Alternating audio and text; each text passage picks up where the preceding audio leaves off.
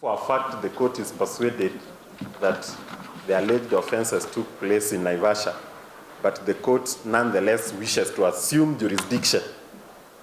Your Honor, I humbly then submit on behalf of the accused persons and for the defense that before even my colleague addresses Your Honor on the issue of bail bond for the accused persons, that you indeed make a ruling as to whether you even have jurisdiction, Your Honor, to further entertain this matter. I humbly submit.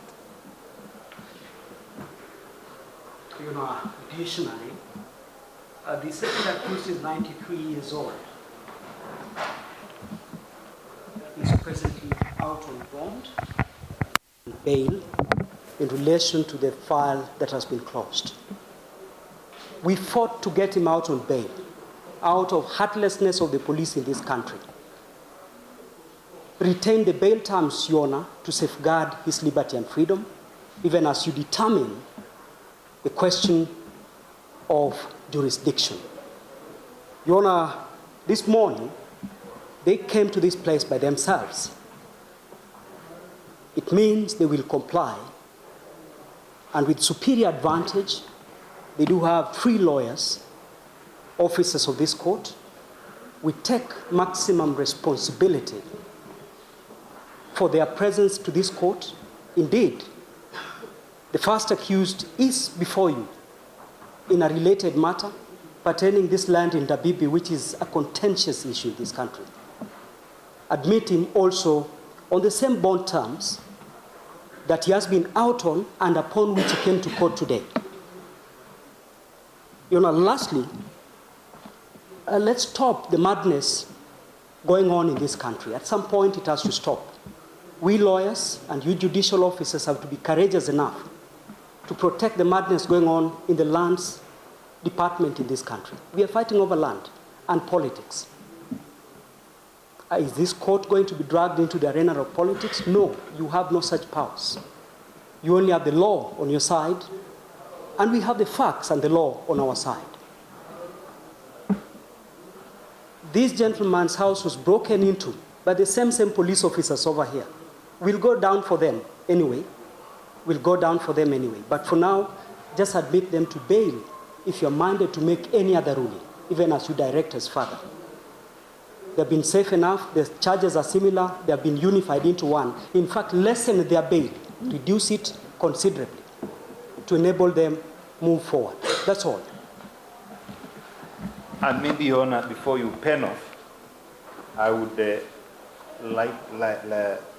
request you, kind self, that in the event, and is the most likely event that you find that you don't have jurisdiction in this matter, Your Honor, you can revert to status quo ante. Your Honor, because I appreciate that there are some boards which have been pressed, and the court may find itself in a scenario where it doesn't understand whether to go ahead or to go back when the issue of jurisdiction is raised. But possibly you can revert to status quo ante, and the accused persons, Your Honor, the court will know the terms to issue and the ruling that the court will make. That's for Your Honor.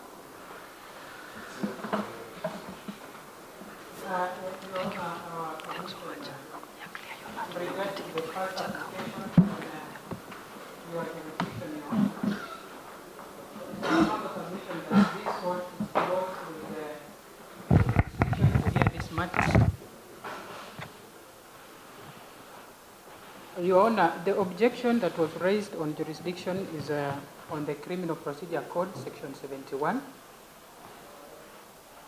Your Honor, this is a magistrate court. And it can only be guided by the Magistrate Courts Act. Your Honor, at Section 2 of the Magistrate Courts Act, all magistrate courts have jurisdiction throughout the country. Your Honor, if a matter took place in Naivasha and the accused persons are brought before you, this is within Kenya, Your Honor. This is a magistrate court. So from Section 2 of the Magistrate Courts Act, Your Honor, you have requisite jurisdiction to hear this matter and determine the same. Your Honor, and in interpreting the law, Your Honor, if there are two acts that are conflicting or appear to conflict, let's say in this matter, between the CPC and the MCA, then which one takes effect? The latter act is deemed to have repealed the previous act, Your Honor. Between the CPC and the MCA, Your Honor, it is the CPC that is first in time. So the Magistrate Courts Act is deemed to have repealed the provisions of Section 71 of the CPC, which talks about geographical jurisdiction of magistrate courts. So in essence, Your Honor, you have the jurisdiction. There is no forum shopping in this case, Your Honor. This matter is properly before this court because you have jurisdiction to hear matters throughout the country. On bond terms, Your Honor, the DPP has no objection. The parties are released on bond. But it is our kind submission that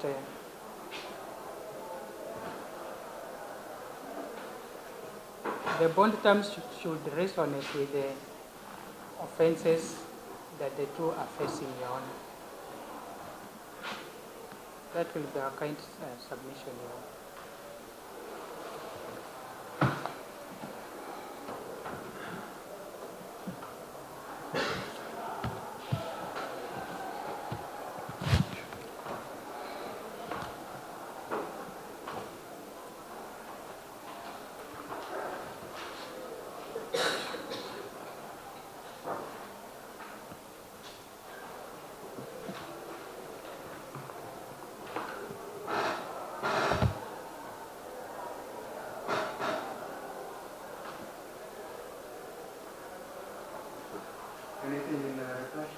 Yes, Your Honor, I have something to my learned colleague for the state.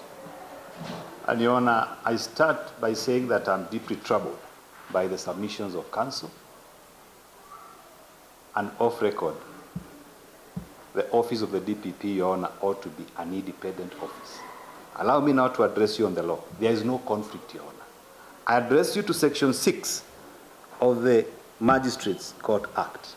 I read it to you, Your Honor, verbatim, and I know these are sections you're aware of. Criminal jurisdiction of a magistrate court. A magistrate court shall have and exercise such jurisdiction and powers in proceedings of a criminal nature as may be conferred on it by the Criminal Procedure Code, Cap 75. So, the magistrate court, in terms of jurisdiction, it must rely and borrow and conform with Section 71 of the Criminal Procedure Code. It further goes to say any other written law. But Your Honor, if we address ourselves to the reality of a criminal trial, why does the law insist that the trial must take place within the local limits where it was committed? For obvious reasons.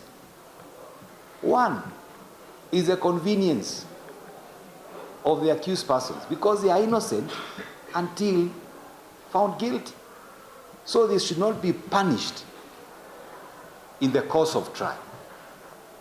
Your Honor, the accused persons have already been convicted. They are suffering economically. They must raise resources to travel from their homes all the way to Nakuru. Number two, for the convenience of witnesses.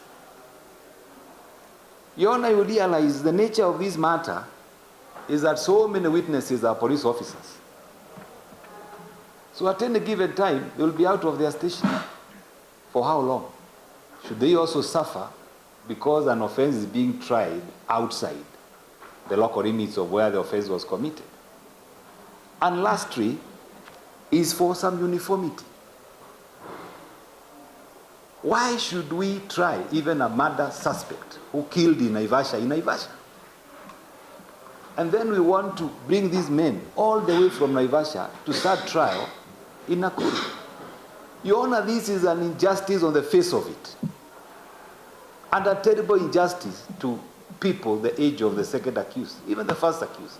It should not even happen to someone who is duly incapacitated, even a child. So, Your Honor, we solidly maintain that this court is not clothed with the jurisdiction.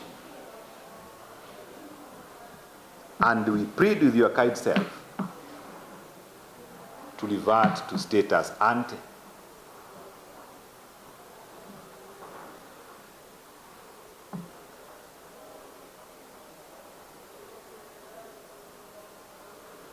That's all, Your Honor. Maybe my colleague may tip the scale or something. Perhaps one more point to add.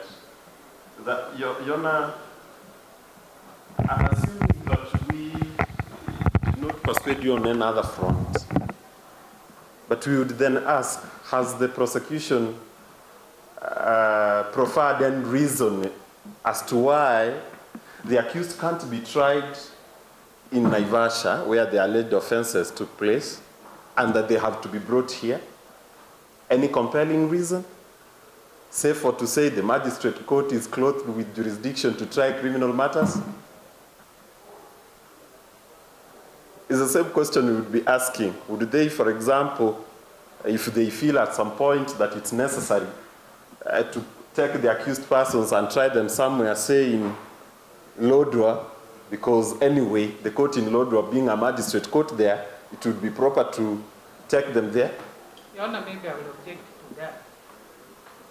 I have already declared the application.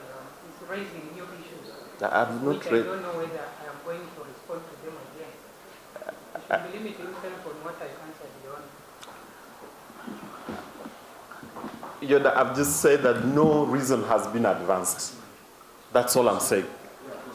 No reason has been advanced as to why the trial must take place in Nakuru and not in Naivasha. All we are hearing are the court has jurisdiction. Your Honor, you should not then be persuaded by that line. In my view, it's horribly weak.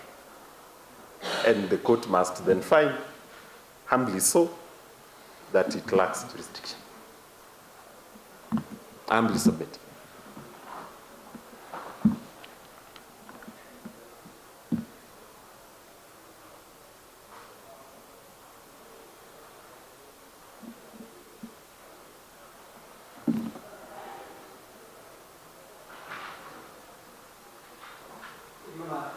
The second accused is 66 years old. Consider that when you do the first accused is 66, the second is 9. Kindly consider the age as you make the trial and Your Honor, maybe just to correct, I had talked of much about Your Honor, to submit as we speak, my learned colleague has no right of vote because she's already exhausted her chance in law. She's already exhausted her chance. I just wanted to correct you. And in fact, Your Honor, if she was to be sincere, she also acted ultra vires by also approving the charge sheet, which is outside her jurisdiction. So let's respect jurisdiction and the law, Your Honor. That's all. then lastly, the charge sheet that has been supplied to us, Your Honor, has no case number, has no OB number, has nothing. Kindly, that is caution.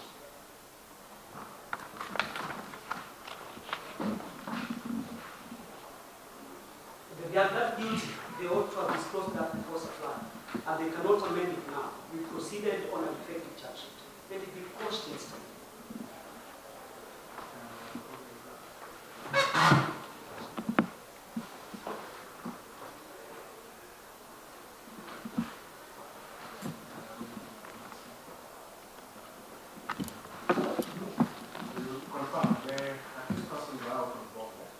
Yes, sure.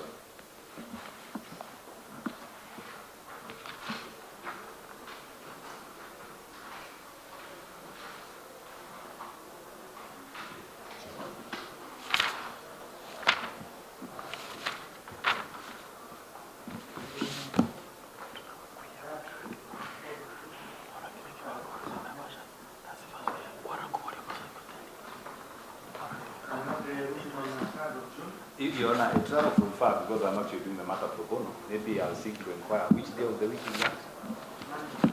It's a Monday. Your Honor, do you sit on Fridays? Because there's a high possibility that it will conflict with my time. Maybe you can do a Friday. I don't know whether my lunch friends will charge me. That's okay. But definitely being the senior, I can buy you lunch. I can compromise you. We have no trouble. You want to maybe a Friday?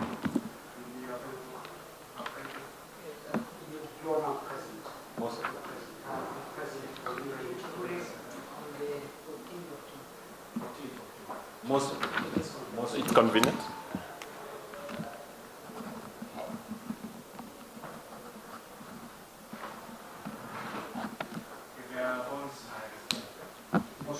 Most of like you.